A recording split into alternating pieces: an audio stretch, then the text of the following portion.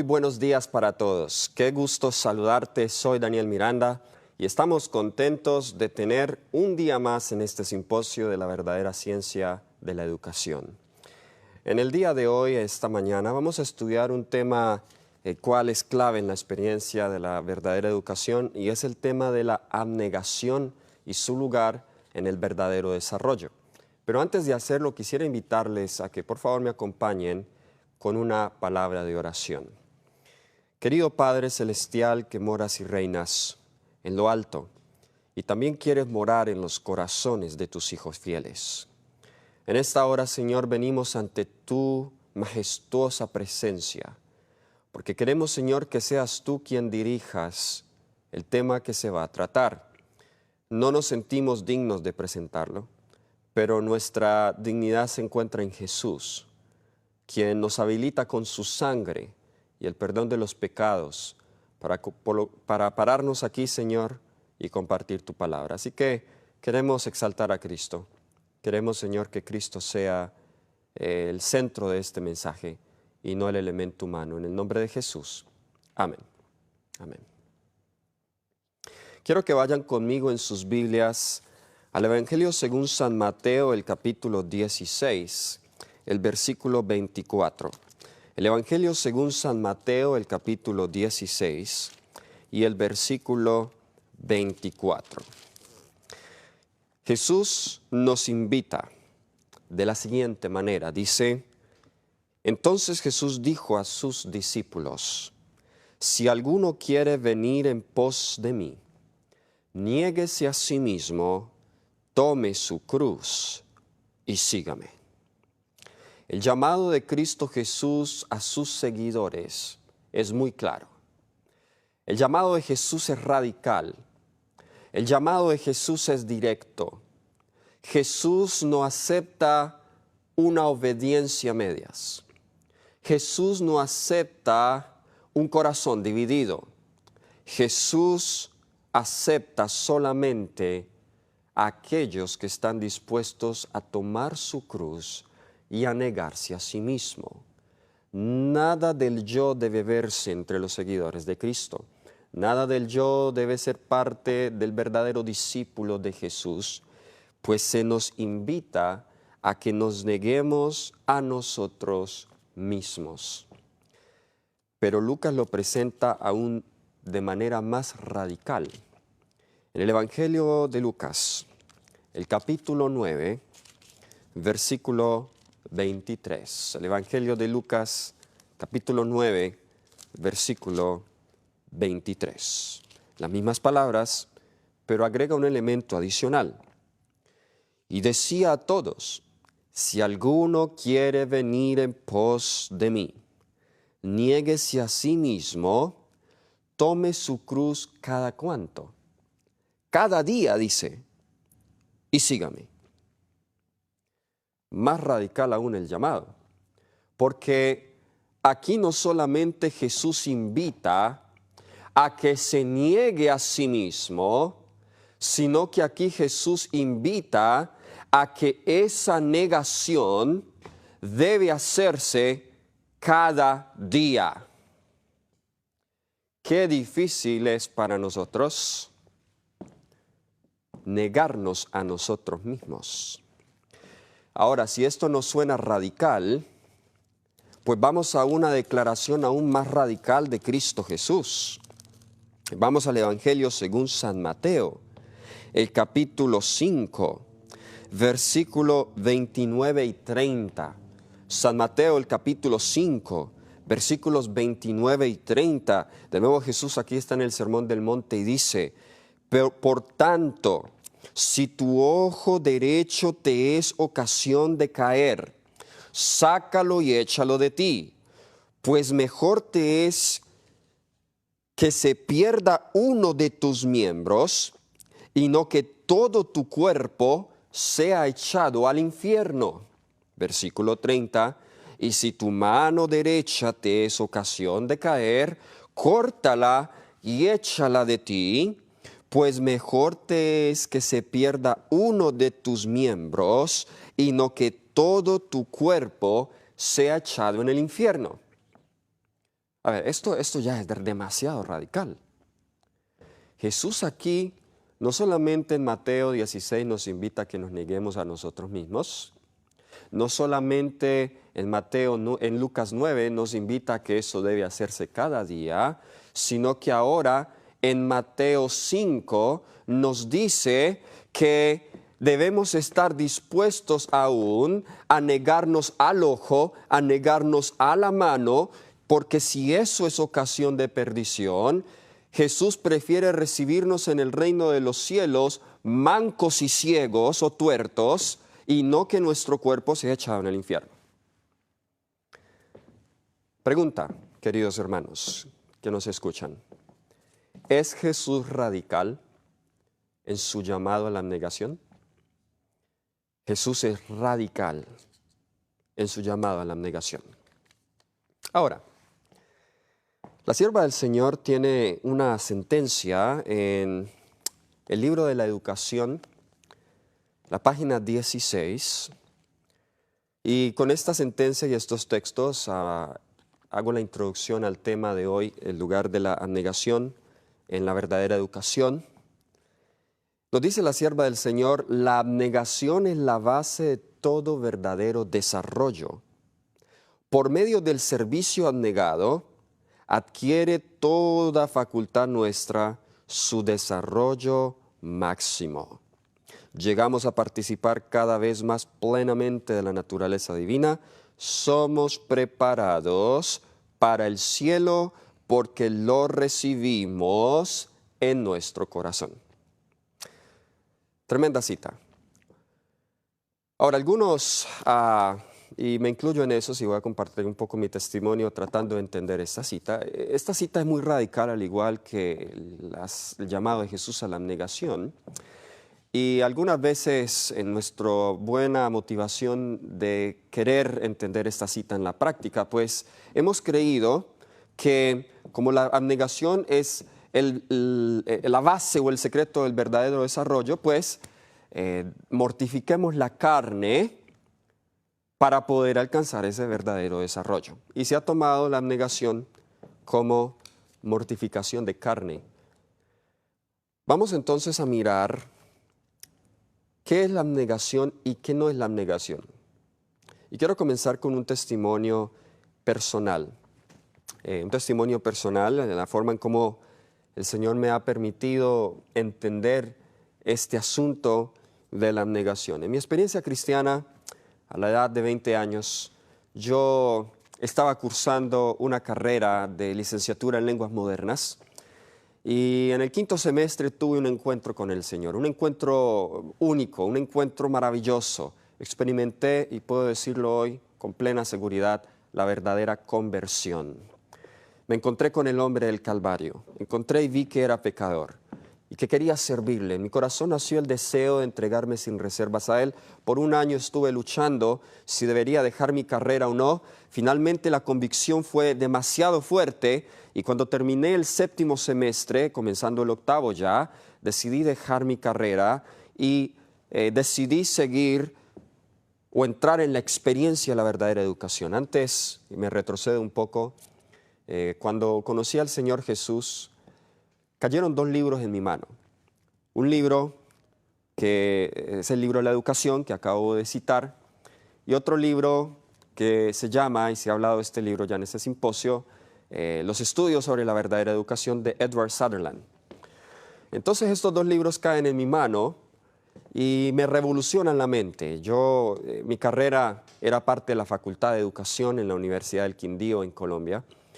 Así que al estudiar yo estos 2 libros y comparar el modelo educativo de la universidad donde yo estaba, pues yo vi que ese no era el modelo de Dios, que ese no era el modelo divino. Yo quería entrar en la experiencia de la verdadera educación. Y fui a cierto lugar, me preparé como misionero, quise experimentar la verdadera educación y creo que el lugar fue una gran bendición para mí, era lo que yo necesitaba. Había estado gran parte de mi vida en la academia, estudiando, leyendo libros, pero no había tenido la oportunidad de aprender algo práctico. Allá tuve que trabajar duro, allá tuve que aprender a trabajar en el campo, limpiar el compost, recoger la basura y todos los oficios sencillos que son tan indispensables y necesarios en la experiencia de la verdadera educación. Pero junto con eso había un tema que era recurrente y era el tema de la abnegación. Yo recuerdo que casi cada mañana en los cultos matutinos se hablaba de la abnegación. Y cosas como estas se decían: ningún deseo propio debe ser seguido porque eso es ser egoísta. Cosas como: si Dios me llama, su llamado tiene que ser contrario a todo lo mío, porque si hay algo de ese llamado que a mí me gusta, entonces no es el llamado de Dios, porque hay que ser abnegados. En una ocasión, nosotros los jóvenes luchábamos un poco por los colchones demasiado duros. Entonces alguien quiso hacer una donación a los misioneros con unos colchones un poco más cómodos. Y alguien se opuso a esa idea y dijo: no les den a estos muchachos colchones más cómodos porque si no pierden la abnegación. Y allí yo comencé a estar un poco inquieto. ¿Qué es la abnegación entonces? Porque si estos colchones nos van a ayudar a dormir mejor y a descansar mejor, ¿qué es la abnegación si pierdo yo la abnegación al tener un colchón más cómodo? En otra ocasión, una familia quiso conseguir una lavadora y les dijeron: no, porque acá los misioneros aprendemos a lavar a mano y tenemos que ser abnegados. Y siempre era la parte de la abnegación. En una ocasión, ahí no estaba yo en ese grupo, pero unos compañeros tuvieron que trabajar hasta tarde de la noche en un proyecto de construcción. Habían trabajado todo el día, ya llevaban más de 12 horas de trabajo. Y los jóvenes querían descansar, pero no les dejaban, les decían: usted tiene que ser abnegado y trabajar. De alguna manera, aunque no estuve yo de acuerdo completamente con esa tendencia, pero de alguna manera algo dejó en mí, tuvo un efecto. Y cuando el Señor me permite venir a los Estados Unidos, a Heartland College, a estudiar, pues comienzo a encontrar o a tener un choque de valores, porque la cultura estadounidense es un poco más frugal.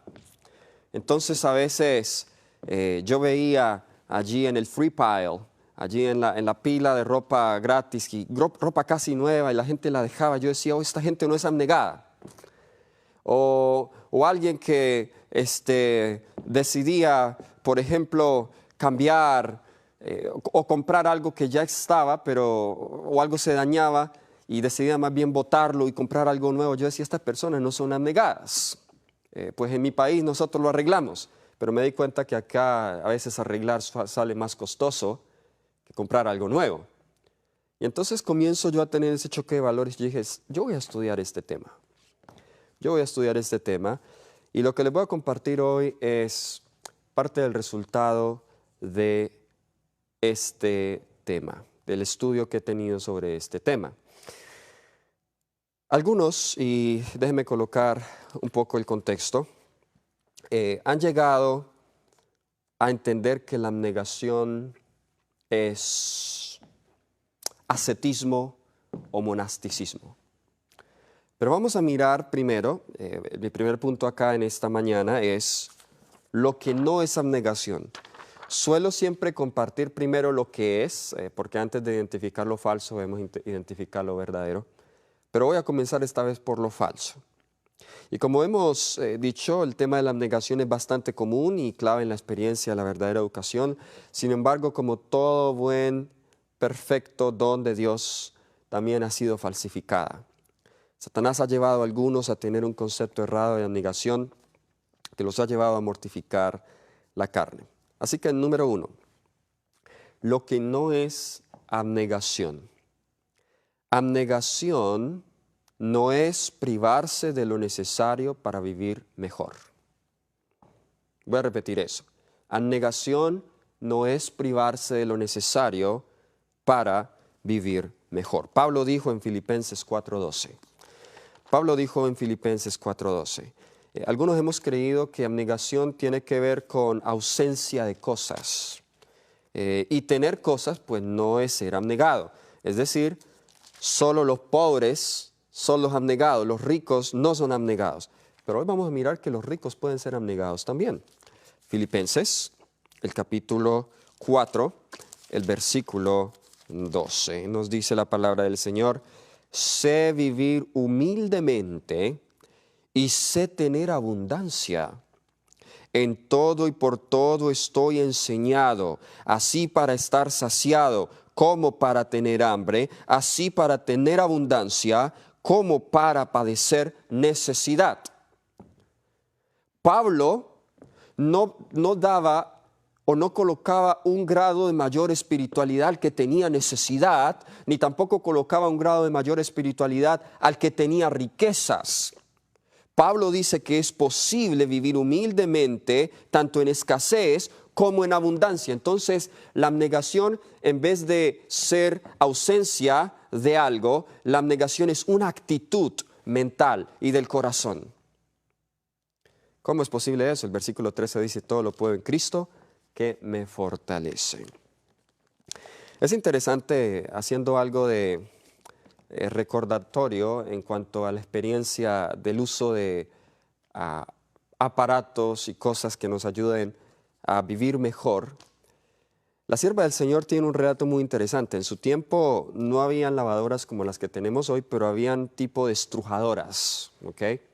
Y ella tiene esta carta interesante en Testimonios para la Iglesia, tomo 1, página 575.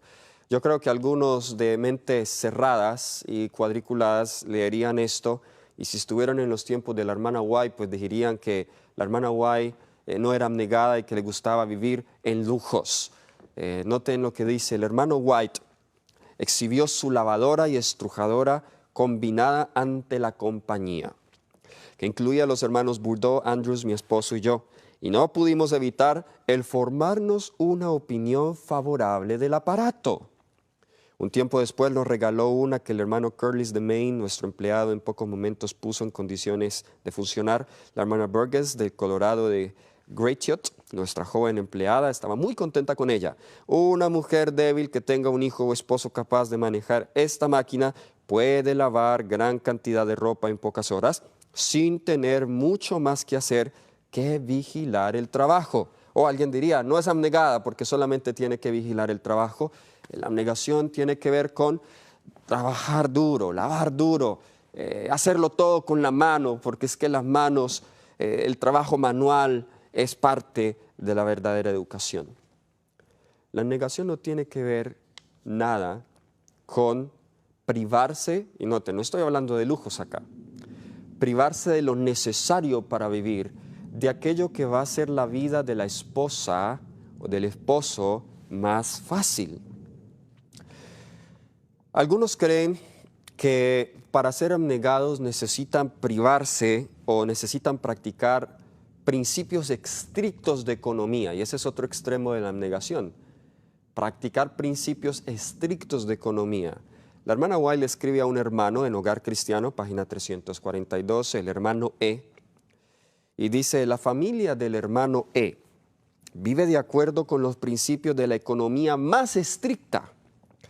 El hermano E decidió concienzudamente no edificar cobertizo conveniente para la leña ni cocina para su familia numerosa, porque no se sentía con libertad para invertir recursos en conveniencias personales cuando la causa de Dios necesitaba dinero para progresar. Vamos a parar allí. Pregunta: ¿era la motivación del hermano E buena? La motivación del hermano E era buena. ¿Por qué ahorraba el hermano E? El hermano E ahorraba porque quería invertir en la causa de Dios para que la causa de Dios progresara. O sea, la motivación no era mala. Pero aunque tengamos una buena motivación aún en hacer que la causa de Dios progrese, la pregunta es: ¿debe mi abnegación llevarme al punto de privar a mi familia de las cosas necesarias? Noten lo que la sierva del Señor le dice. Procuré demostrarle que tanto para la salud como para la moral de sus hijos, debía hacer de su hogar un sitio agradable y proveer medios que aligerasen el trabajo de su esposa. Miren qué interesante. O sea que muchas veces al tratar de cumplir un principio, en este caso el principio de la causa de Dios, la generosidad por la causa de Dios, que es un buen principio, nos lleva a violar otros principios igualmente importantes, y es nos dice la sierva del Señor aquí en esta cita, y es la moral de sus hijos, y también dice la salud y la moral de la familia. Recuerdo un hermano en una ocasión nos decía, habían cables de electricidad cerca a su casa, pero él no había puesto electricidad. Y entonces el hermano decía, lo que pasa es que nosotros, entre más sencillo, la electricidad nos va a traer muchos males y debemos ser abnegados, así que la vida en el campo es cocinar con leña, la vida en el campo es vivir sin electricidad, la vida en el campo es tener un piso en tierra, eso es la vida en el campo.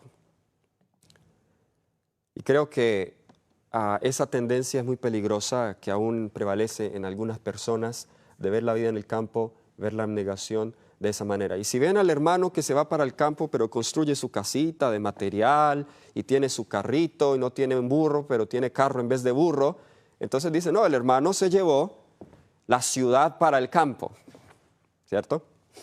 Bien, interesante. Este hermano no quería ni siquiera hacer cobertizo para la leña, porque ¿para qué en vez de invertir más en un cobertizo, vamos a invertir ese dinero en la obra de Dios? Pero la leña mojada y la esposa no podía cocinar bien, el humo le hacía daño para su salud. Consejo sobre el régimen alimenticio. Noten que esto incluso se puede ver en la dieta. Ella le escribe a un hermano, le dice, usted erró y pensó que era el orgullo lo que incitaba a su esposa a rodearse de más comodidades. Oiga, a veces pensamos que el querer algunas comodidades es orgullo. Y este hermano pensaba eso de su esposa. La hermana igual lo reprende. Le dice, usted la ha tratado con egoísmo y mezquindad. Ella necesita una alimentación más abundante, una provisión más generosa sobre su mesa, y en su casa necesita todas las comodidades que usted le pueda proporcionar para facilitarle su trabajo en todo lo posible. Pero usted ha considerado las cosas desde un punto de vista erróneo. Usted llegó a pensar que cualquier cosa que podía comerse bastaba si podía vivir y retener su fuerza. En una ocasión alguien decía, con plátano nada más vivimos, porque ¿para qué rodearse de nueces y todo eso? El pueblo de Dios vivía de maná, así que no invirtamos tanto en comida, solamente con plátano podemos vivir. Sigue diciendo, usted ha insistido en imponer una dieta inadecuada a su débil esposa, pero ella no puede producir buena sangre y buenas carnes con un régimen que le asienta a usted. Algunas personas no pueden subsistir con el mismo alimento que a otras les hace bien, aun cuando está preparado de la misma manera. Ahora, si ustedes tuvieran a Juan el Bautista y a Jesús hoy, ¿cómo los evaluarían? Quizá la evaluación que haríamos es que Juan el Bautista era abnegado, pero Jesús no era abnegado, porque Juan el Bautista ayunaba, andaba con ropas ásperas, pero Jesús no. Qué interesante. Vamos a Mateo capítulo 9, versículos 14 y 15. Vamos allá, Mateo capítulo 9, versículos 14 y 15. Esta es la evaluación de Juan el Bautista. Mateo capítulo 9, versículos 14 y 15. Entonces vinieron a él los discípulos de Juan diciendo, ¿por qué nosotros y los fariseos ayunamos muchas veces y tus discípulos no ayunan? Jesús les dijo, ¿acaso pueden los que están de bodas tener luto entre tanto que el esposo está con ellos? Pero vendrán los días cuando el esposo les será quitado y entonces ayunarán. Ustedes no son abnegados. De alguna manera decían los discípulos de Juan, nosotros ayunamos, pero ustedes andan de casa en casa comiendo, no ayunan. Jesús presenta un principio más importante que el ayuno, y es que los discípulos no necesitaban ayunar porque estaban en la presencia de Jesús todos los días. Y no necesitaban ayunar. Algunos le han puesto al ayuno como una fórmula para ser más espirituales. Pero ese no es el propósito del ayuno, aunque ese es otro tema. ¿Pero qué dirían de Jesús? Vamos al mismo capítulo, el versículo 13, Mateo 9:13. En este contexto Jesús dijo, id pues y aprended lo que significa misericordia quiero y no sacrificio, porque no he venido a llamar a justos sino a pecadores al arrepentimiento. Qué interesante. Por un lado, Jesús comenzamos con un texto que decía, nos invita a negarnos a nosotros mismos, pero por otro lado, Jesús dice, misericordia quiero y no sacrificio. Entonces, nos está Jesús mandando a sacrificarnos, por un lado, a negarnos, pero acá dice, misericordia quiero y no sacrificio. Claramente, cada vez que Jesús cita esto en el contexto es de alguna práctica farisaica extrema en donde no era necesario y no hacía una persona más acepta delante de Dios. Pero ¿cómo Jesús era acusado? Mateo 11, versículos 18 y 19. Mateo 11, 18 y 19. Porque vino Juan que ni comía ni bebía y le decían, demonio tiene. Oiga, Juan que era abnegado, demonio tiene. Versículo 19. Vino el Hijo del Hombre que come y bebe y dicen, he aquí un hombre comilón y bebedor de vino, amigo de publicanos y de pecadores, pero la sabiduría es justificada por sus hijos. Juan era abnegado, le decían, abnegado en el sentido, en la evaluación de ellos, le decían, demonio tiene. Pero Jesús comía y bebía, no ayunaba, y le decían comilón, bebedor de vino y glotón. Vamos al segundo punto. Abnegación no es torturar el cuerpo, y siempre ir más allá de mis fuerzas para purificar la carne. De hecho, esto sería salvación por obras. Como leímos en Lucas aquí y en Lucas 18:12 también dice, los fariseos se jactaban porque ayunaban 2 veces a la semana. Y creían ellos que eso les iba a dar más aceptación delante de Dios. A veces el tema de la abnegación puede convertirse en una práctica monástica, como dije al principio, de monasterio. ¿Recuerdan a Lutero? Ya por falta de tiempo no voy a leer toda su experiencia. Usted lo puede leer en El Conflicto de los Siglos, la página 115, la página 116 y 118, donde Lutero expresa su lucha para encontrar aceptación con Dios. Él dice, si alguien pudiese ir al cielo por mortificar la carne, yo sería el primero, porque he hecho todo lo que he tenido que hacer para sujetar la carne bajo dura disciplina. Había momentos en que dormía en el suelo frío. Lutero pasaba días sin comer o comía una sola comida, pobre. De hecho, la sierva del Señor aquí dice que Lutero cayó en una enfermedad de la cual nunca se pudo recuperar el resto de su vida, por los extremos en los cuales Lutero cayó tratando de encontrar paz y aceptación con Dios. Pero saben, es la experiencia de muchos que esas cosas en realidad no traen paz. Esas cosas lo que hace es que la persona se vuelva más autosuficiente y más crítica. Y ahora ve a los que no viven de acuerdo a su norma de abnegación, los ve como no abnegados, los ve como egoístas, los ve como apóstatas. Número 3. La abnegación no es hacerse pasar por el más sacrificado. No tengo tiempo para leer los textos, pero voy a darles solamente el ejemplo, espero que ustedes recuerden la historia. Si ustedes compararan a Esdras y a Nehemías, ¿quién ustedes creen que sería el más abnegado? Si quieren, participen ahí en el chat.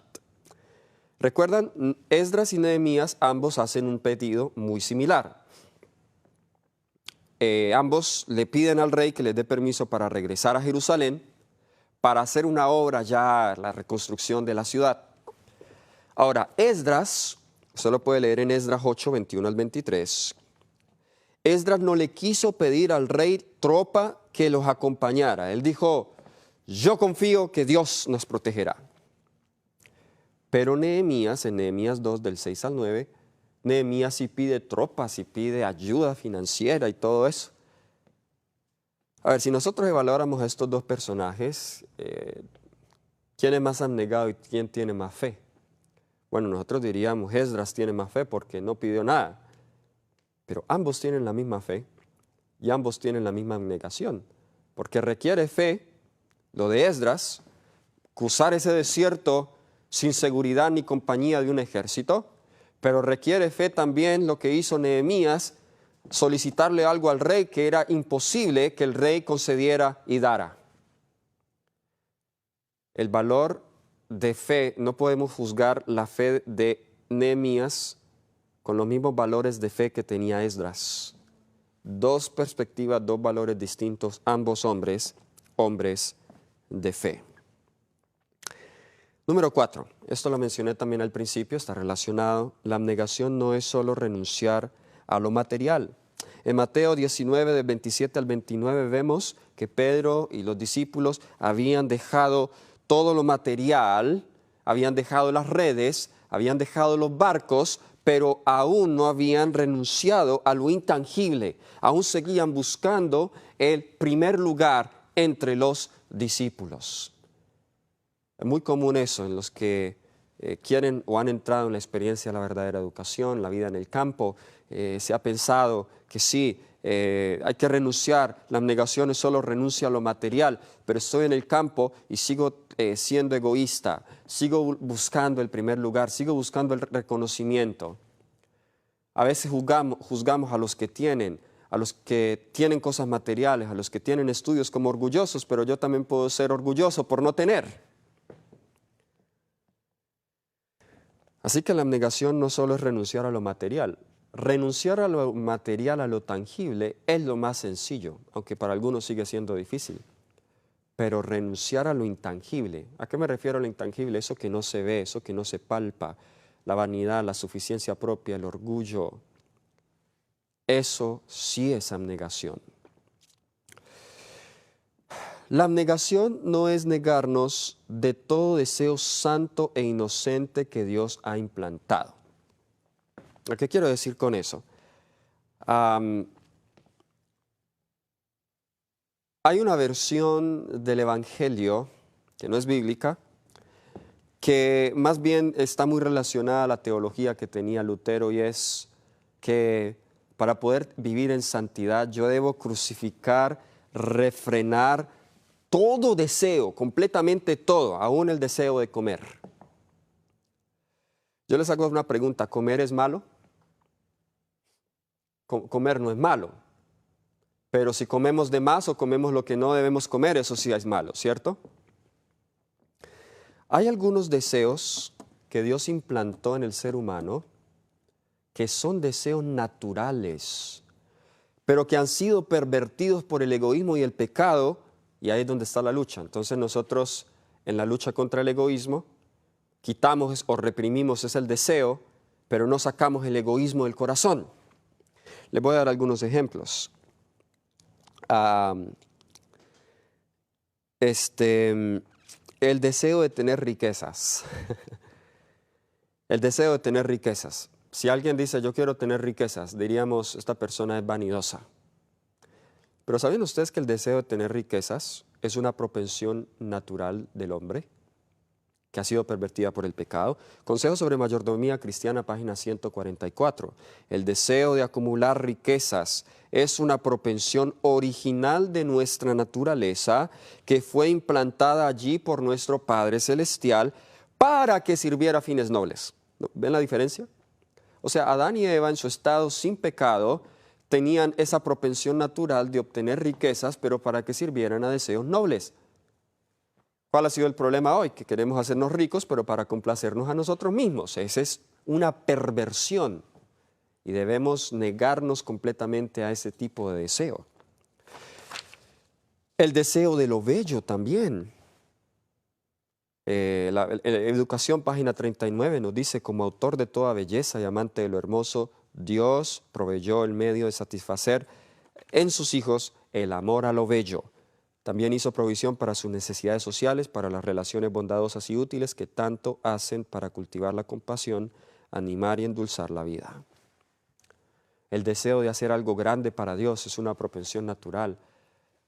Los impulsos sexuales, bajo la dirección del Espíritu Santo, son propensiones naturales que deben estar bajo la dirección del Espíritu Santo. En el tiempo que me queda, vamos a hablar ahora de lo que sí es la abnegación. Lo que es la abnegación. Y vayan conmigo, quiero presentar un ejemplo bíblico que creo yo es de los que mejores ilustra qué es la abnegación. Y no podemos definir la abnegación en términos humanos, así que veámoslo desde la perspectiva divina. Génesis el capítulo 15. Génesis el capítulo 15. Encontramos el pacto que Dios hace con Abraham. Esta es la primera vez que Dios hace el pacto con Abraham. En Génesis 12 vemos algunos elementos del pacto, vemos la promesa, pero aquí se hace un pacto con Abraham. Recuerden, Abraham aún no tenía su hijo, le pide a Dios un hijo, le dice a Dios que le dé permiso para dejar que Eliezer sea su heredero, pero Dios dice no, será en tu hijo. Abraham cree, entonces le es contado por justicia, pero yo quiero que leamos en el versículo 9. Después de que Abraham le pregunta a Dios, ¿cómo conoceré que yo he de heredar? El versículo 9 dice, tráeme una becerra de 3 años, y una cabra de 3 años, y un carnero de 3 años, una tórtola también, y un palomino. El versículo 10 dice nos dice, y tomó él todo esto, los partió por la mitad, y puso cada mitad una enfrente de la otra, mas no partió las aves. A ver, qué interesante esa ceremonia. Aquí vemos entonces que él toma una becerra de 3 años, una cabra de 3 años, un carnero de 3 años. Interesante eso, o sea, significa que eran animales jóvenes. Y las 2 aves no las parte por la mitad porque eran muy pequeñas, pero la coloca una enfrente de la otra. ¿Por qué esa ceremonia tan espeluznante? ¿Por qué ese sacrificio tan fuerte? Nos dice que esto, el versículo 18, saltémonos allá, Génesis el capítulo 15, versículo 18, el propósito de esto era hacer lo siguiente. En aquel día hizo Jehová un pacto con Abraham, diciendo a tu descendencia daré esta tierra desde el río de Egipto hasta el río grande, el río Éufrates. Ahora, esa palabra hizo, donde dice allí, hizo un pacto con Abraham, la palabra hacer, el verbo hacer allí, es la palabra karat en hebreo. Y literalmente karat significa cortar. Esta alusión de corte en relación al pacto se refiere a la práctica común en el antiguo cercano oriente de cortar en 2 pedazos un animal y caminar en medio de esos pedazos. Esta práctica era común aún en los días del reino de Judá. En Jeremías 34, 18 y 19 vemos que aún se practicaba este ritual. Y ya vamos a mirar por qué se hacía eso. Pero leamos Jeremías 34, 18 y 19. Jeremías 34, 18 y 19 dice, y entregaré a los hombres que traspasaron mi pacto, que no han llevado a efecto mis palabras del pacto que celebraron en mi presencia, dividiendo en 2 partes el becerro y pasando por en medio de ellos. Y a los príncipes de Judá y a los príncipes de Jerusalén, a los oficiales y a los sacerdotes y a todo el pueblo de la tierra, que pasaron entre las partes del becerro. ¿Por qué se tenía que caminar en medio de las partes del becerro? Era común que cuando un soberano hacía un trato o un pacto con un vasallo, el vasallo era quien debía cortar el animal, pasar por la mitad de este.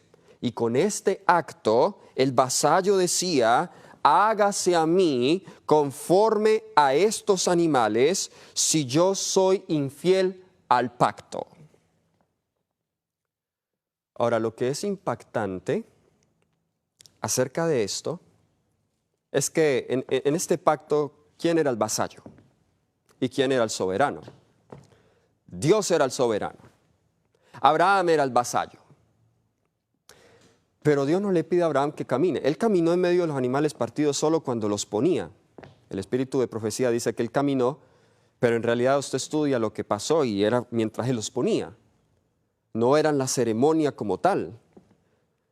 Pero ¿quién caminó en medio de estos animales partidos? Génesis 15, 17. Génesis 15, 17. Qué interesante. Esto era algo contrario a lo que se hacía en esos tiempos. Génesis 15, 17, sucedió que puesto el sol, ya oscurecido, se veía un horno humeando y una antorcha de fuego que pasaba por entre los animales divididos. ¿Quién pasó por en medio de los animales? ¿Quién tomó lugar de vasallo? ¿Quién se puso en el lugar de Abraham? Abraham era el que debía caminar por allí, pero ahora Abraham ve dos elementos, un horno humeando y una antorcha de fuego. Algunos han leído esto y creen que se refiere a lo mismo, pero en realidad aquí estamos viendo dos seres. Donde dice horno humeando, la palabra ashan en hebreo, y antorcha, la palabra lapid. ¿Ok? Horno humeando y antorcha de fuego es una referencia a la presencia divina. Usted puede leer, por ejemplo, hablando del horno humeando, allí en Éxodo 19, 18, cuando Dios desciende al Sinaí, dice que se veía como un horno humeando, la presencia de Dios ahí en el monte de Sinaí. También en Éxodo 20, 18 se ve lo mismo. Representa, y déjeme sugerir, que el horno humeando y la antorcha de fuego representan tanto al Padre como al Hijo. Tanto al Padre como al Hijo. Es decir, el Padre y el Hijo caminaron por en medio de los pedazos. La sierva del Señor dice, Patriarcas y Profetas, página 309, hablando en referencia a Éxodo 20, 18, donde se ven las dos palabras, Ashan y Lapid. Cuando dice que Dios desciende, que se escuchan relámpagos, trompetas y el humo y el fuego desciende sobre el monte de Sinaí, la hermana White dice, el Padre y el Hijo, asistidos por una multitud de ángeles, estaban presentes en el monte. Entonces pregunta, si esos dos símbolos en referencia a el Sinaí, si esos dos símbolos representan al Padre y el Hijo, entonces los que caminaron por el medio eran el Padre y el Hijo. La deidad se hizo vasallo por nosotros. Abraham falló el pacto, pero Dios no lo castigó a él. Dios fue castigado por él. Y en Génesis 22, por eso ahora Abraham tiene que practicar esa ceremonia de matar o sacrificar a su propio hijo para poder entender el dolor que la deidad experimentaría por nuestro pecado y nuestra infidelidad al pacto. Gálatas 3, versículos 10 al 13, vayamos allá. Gálatas el capítulo 3, versículos del 10 al 13. Nos dice la palabra del Señor, porque todos los que dependen de las obras de la ley están bajo maldición, pues está escrito, maldito todo aquel que no permaneciera en las cosas escritas en el libro de la ley para hacerlas. Y por la ley ningún hombre se justificará, por eso es evidente, porque el justo vivirá por la fe. Aquí nos dice, y el versículo 13, Cristo nos redimió de la maldición de la ley. Y se dice, maldito aquel que no hace todas las cosas que están escritas en la ley. ¿Quién era el maldito entonces? Abraham debía ser el maldito. Pero Cristo tomó esa maldición. En Cristo nosotros encontramos entonces la mayor manifestación de abnegación. ¿Qué entonces, cómo vemos nosotros entonces aquí la abnegación? La abnegación, ahora noten, vamos a llevar esto aún más profundo, porque aquí dice que los animales fueron divididos. Ahora, la palabra allí para dividido es la palabra geser. Y es interesante que esa palabra es la misma que encontramos en Isaías 53, 8, la raíz, donde dice, hablando del Mesías sufriente, que Jesús fue cortado de la tierra de los vivientes. En realidad, una mejor traducción sería Jesús fue dividido de la tierra de los creyentes, de los vivientes. Daniel 9:26 utiliza la palabra karat, que era la palabra que se utilizaba para hacer o cortar, dividir. Dice, se quitará, karat, la vida del Mesías. En Mateo 27:46, cuando Jesús estaba en la cruz, dijo, Padre, Dios mío, ¿por qué me has abandonado? ¿Por qué Jesús dijo eso? La sierva del Señor dice, hubo dos momentos en que Jesús sintió que su Padre lo había abandonado, tanto en el Getsemaní como en la cruz. El deseado de toda la gente, es página 637, dice, fue a corta distancia de ellos, esto es el Getsemaní, no tan lejos que no pudieran verle ni oírle, y cayó postrado en el suelo. Sentía que el pecado le estaba separando de su Padre. La cima era tan ancha, la separación, era tan ancha, negra y profunda que su espíritu se estremecía ante ella. Deseaba a toda la gente, es página 701. Con fieras tentaciones, Satanás torturaba el corazón de Jesús. El Salvador no podía ver a través de los portales de la tumba. La esperanza no le presentaba su salida del sepulcro como vencedor, ni le hablaba de la aceptación de su sacrificio por el Padre. Temía que el pecado fuese tan ofensivo para Dios que su separación resultase eterna. Cuando Dios el Padre y Dios el Hijo caminan en medio de los animales partidos, con eso ellos dijeron, hágase a mí, hágase con nosotros, si no cumplimos el pacto. Y su unión se vio en peligro por cargar con la maldición de nosotros. Es decir, el Padre y el Hijo por el pecado fueron separados, así como esos dos animales son partidos, fueron separados. Y Jesús creyó en un momento que esa separación resultase eterna. Eso es abnegación. El Espíritu de Jesús que presenta Pablo en Filipenses 2, 5 al 8. Filipenses el capítulo 2, versículos 5 al 8.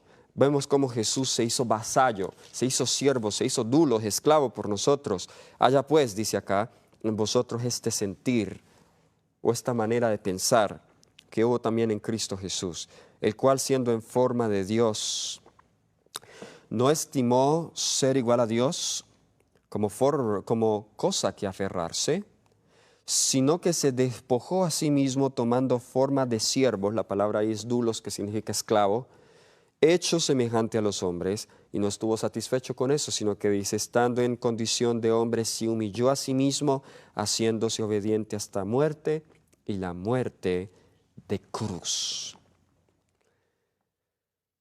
La humillación, la abnegación, viene antes que la vida. Jesús muere para que luego resucite y lleve muchos frutos y nos dé la vida.